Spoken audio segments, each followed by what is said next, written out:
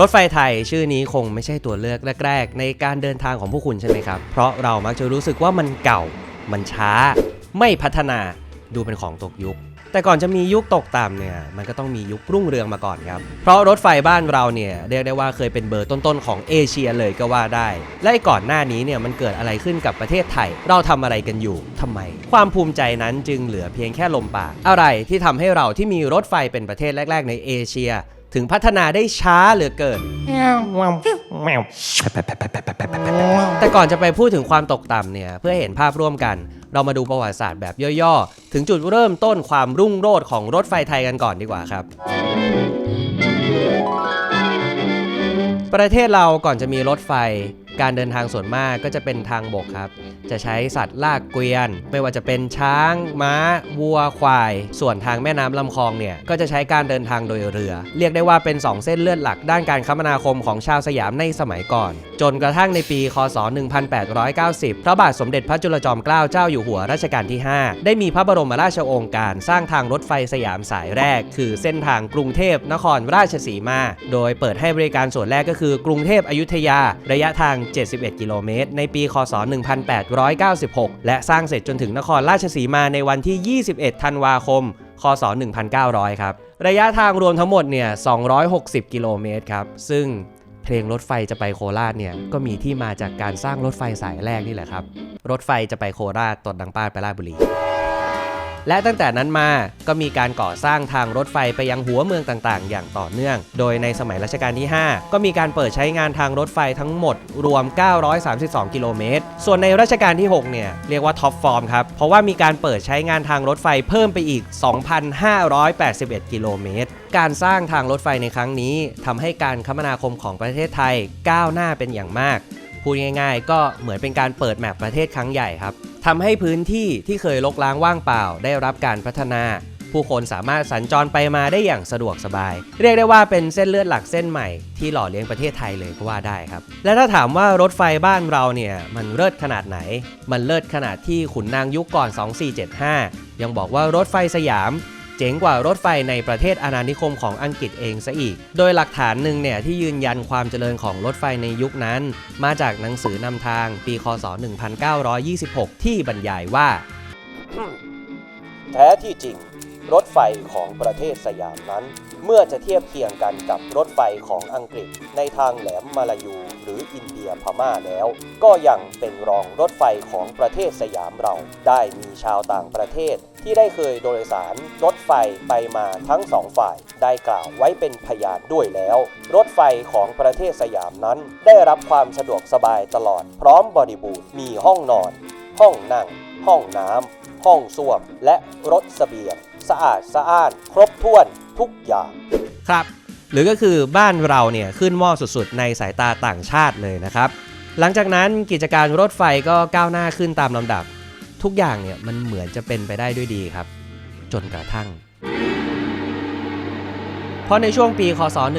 1929เกิดวิกฤตเศรษฐกิจครั้งใหญ่หรือว่า Great Depression ส่งผลกระทบไปทั่วโลกรวมถึงประเทศไทยทำให้การก่อสร้างเส้นทางใหม่ๆทำได้น้อยลงกว่าเดิมมากจากที่เราเคยสร้างทางรถไฟได้หลายพันกิโลเมตรในช่วงรัชกาลที่6กับเหลือเพียงแค่418กิโลเมตรในช่วงรัชกาลที่7เช่นเดียวกันกับสมัยรัชกาลที่8แล้วก็รัชกาลที่9ครับก็ประสบปัญหาสภาวะทางการเงินอย่างหนักเนื่องจากอยู่ในช่วงสงครามโลกครั้งที่2รถไฟไทยได้รับความเสียหายอย่างมากจากการถูกโจมตีทางอากาศทั้งอาคารรางรถจักรเรียกได้ว่าโดนระเบิดเละเทะไปหมดจนหลังจบสงครามก็ต้องกู้เงินจากธนาคารโลกมาซ่อมแซมกันยกใหญ่ถึงแม้รถไฟของประเทศไทยจะเสียหายอย่างหนักครับแต่คนไทยเราเก่งอยู่แล้วครับบูรณะใหม่จนต่อมาโรงงานมักกะสันซึ่งแต่เดิมเป็นโรงงานซ่อมรถไฟก็สามารถที่จะเริ่มสร้างตู้รถโดยสารด้วยตัวเองได้เลยนะครับเรียกได้ว่าเกือบหลับแต่กลับมาได้ของจริงครับนอกจากนั้นยังมีการฟื้นฟูกิจการรถไฟใหม่ตามคำแนะนำของธนาคารโลกเปลี่ยนจากกรมรถไฟหลวงที่อยู่ภายใต้สังกัดกระทรวงโยธาธิการโดยทำการแยกออกจากระบบราชการโดยตรงให้กลายเป็นรัฐวิสาหกิจในนามการรถไฟแห่งประเทศไทยเมื่อวันที่1กรกฎาคมคศ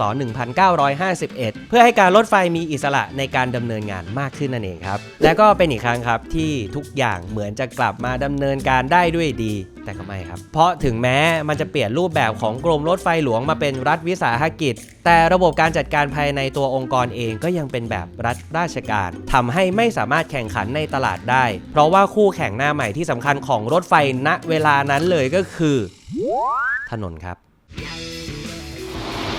มีคำพังเลยกล่าวไว้ว่าถนนไปถึงที่ไหนความเจริญไปถึงที่นั่น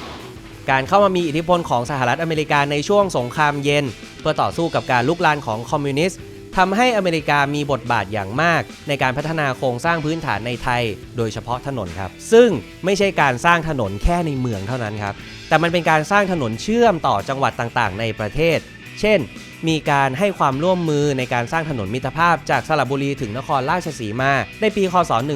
1954และธนาคารโลกเนี่ยได้ให้เงินกู้กับไทยเพื่อใช้ปรับปรุงทางหลวงในประเทศอีก12ล้านเหรียญสหรัฐแม่ใจดีจริงๆครับและในปีคศ1960สมัยรัฐบาลจอมพลสฤษดิ์ธนรัตน์ได้ยกเลิกเส้นทางรถไฟสายปากน้ำซึ่งเปิดบริการมากว่า67ปีเปลี่ยนเป็นถนนพระราม 4และถนนทางรถไฟสายเก่าปากน้ำที่เราใช้ในปัจจุบันแทนนอกจากนี้วิทยานิพนธ์เรื่องการขนส่งทางรถไฟและการแข่งขันกับการขนส่งทางถนนในประเทศไทยตีพิมพ์เมื่อปีคศ1974โดยพรชัยพันวัฒนาได้พูดถึงแผนพัฒนาเศรษฐกิจแห่งชาติฉบับที่2และฉบับที่3ในสมัยจอมพลถนอมกิติขจรโดยทั้ง2ฉบับได้ให้งบประมาณด้านการคมนาคมทางถนนเป็นจำนวนถึง 64.5% ในฉบับที่2และเพิ่มเป็น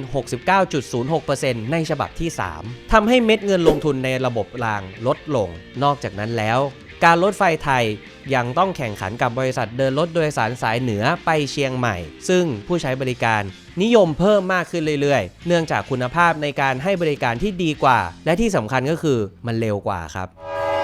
สาเหตุที่รถไฟไทยไม่สามารถทำความเร็วได้อย่างที่ควรจะเป็นก็เพราะว่ารางรถไฟในประเทศไทยณขณะนั้นเนี่ยยังเป็นระบบทางเดียวครับหรือก็คือมีทางเดินรถทางเดียวทำให้รถไฟ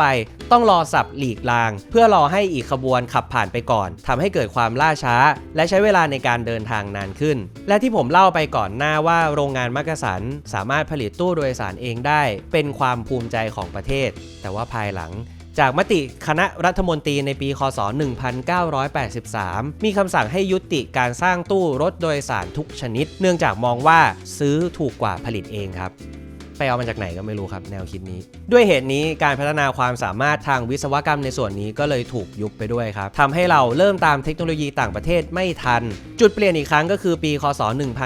1998รัฐบาลในสมัยของนายชวนหลีกภัยสั่งให้ลดบุคลากรจนทำให้พนักงานทำงานได้ไม่เต็มศักยภาพต้องตรากตรำทำงานหนักโดยไม่มีเวลาพักผ่อนถึงขนาดสหภาพแรงงานรัฐวิสาหกิจรถไฟแห่งประเทศไทยยื่นหนังสือถึงกระทรวงคมนาคมเพื่อแก้ไขปัญหาการขาดแคลนแรงงานนอกจากนั้นก็ยังมีเรื่องของแนวคิด American Dream ที่เข้ามาตั้งแต่ช่วงสมัยสงครามเย็นซึ่งในบริบทของไทยความฝันแบบอเมริกันที่สะท้อนผ่านความต้องการครอบครองทรัพย์สินส่วนตัวเช่นบ้านและรถยนต์ทำให้เกิดความนิยมในการมีรถเป็นของตัวเองมากขึ้นและใช้รถไฟในการเดินทางน้อยลงทุกวันนี้สภาพรถไฟก็เป็นอย่างที่หลายๆคนเห็นกันนะครับถึงแม้จะไม่ได้เก่าเป็นรถไฟสมัยร.5 แล้วอันนั้นก็เก่าเกินครับแต่เอาตรงๆครับสภาพมันก็ไม่ได้เรียกว่าดีแบบเต็มปากได้หรอกครับแน่นอนก็มีที่ดูดีบ้างแต่ส่วนมากจะเป็นขบวนรถเก่าที่ไม่มีการปรับปรุงเท่าที่ควรทำให้รถไฟไทยไม่ใช่ตัวเลือกแรกของคนทั่วไปในการเดินทางแต่กลายเป็นของจำเป็นของคนมีรายได้น้อยแทน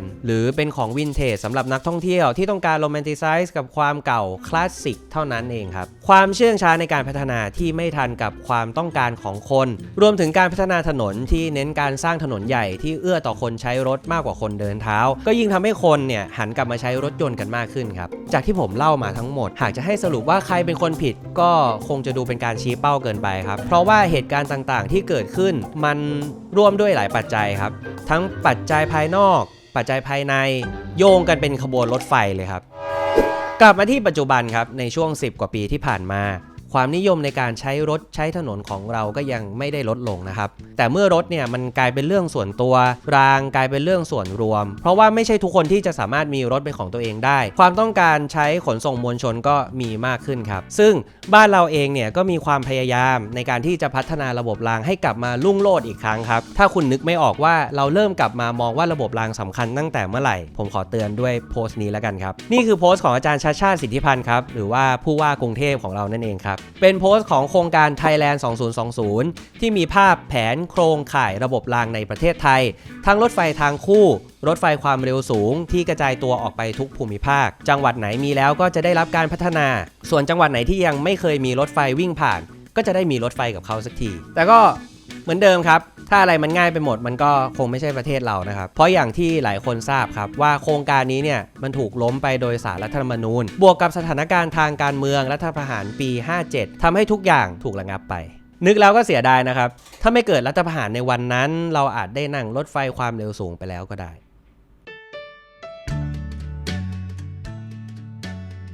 โอเคเดี๋ยวมันจะหดหู่แล้วก็สิ้นหวังเกินไปตอนนี้เนี่ยเรามีข่าวว่าหลายโครงการกำลังเร่งทำอยู่ครับมีการสั่งซื้อตู้รถไฟใหม่ๆเข้ามาเติมระบบรางบ้านเราแล้วก็หลักสูตรการเรียนการสอนเรื่องระบบรางก็เป็นที่นิยมเพิ่มมากขึ้นมีการอนุมัติเส้นทางใหม่ๆเพิ่มขึ้นรวมถึงโครงการรถไฟทางคู่และรถไฟความเร็วสูงไทยจีนที่หลายๆคนก็พูดว่ามันเป็นเส้นทางสายใหม่ยุคใหม่กันเลยทีเดียวพูดมานานมากครับตรงนี้จริงๆถ้าลองเปรียบเทียบยุคสมัยกันเนี่ยเราก็จะเห็นได้ว่าโลกกำลังเปลี่ยนขั้วอำนาจนะครับเพราะจากที่เราเคยได้รับการสนับสนุนจากอเมริกาในช่วงสงครามเย็นเพื่อต้านการคืบคลานของระบอบคอมมิวนิสต์แต่วันนี้เรากลับได้รับการสนับสนุนจากประเทศจีนซึ่งปกครองโดยพรรคคอมมิวนิสต์จีนแทนตลกร้ายดีว่าไหมครับแต่ยังไงก็ยังถือว่าเป็นสัญญาณที่ดีนะครับว่าอย่างน้อยที่สุดเราก็กำลังจะมีรถไฟดีๆใช้กันแล้วก็หวังว่าคงไม่มีเหตุการณ์อะไรมาทำให้ทุกอย่างต้องสะดุดจนต้องหยุดชะงักลงไปอีกนะครับเพราะผมเชื่อว่าหลายๆคนก็คงอยากที่จะนั่งรถไฟความเร็วสูงที่เป็นของประเทศไทยกันใช่ไหมล่ะครับแล้วคุณล่ะครับมีประสบการณ์เกี่ยวกับการนั่งรถไฟมุมมองเกี่ยวกับรถไฟยังไงก็มาแลกเปลี่ยนกันได้นะครับสุดท้ายนี้ถ้าเราตกหล่นข้อมูลตรงไหนไปก็สามารถเพิ่มเติมได้ในคอมเมนต์นะครับสำหรับเรื่องหน้าเราจะพาไปสำรวจเรื่องไหนกันต่อก็ฝากติดตามกันด้วยนะครับ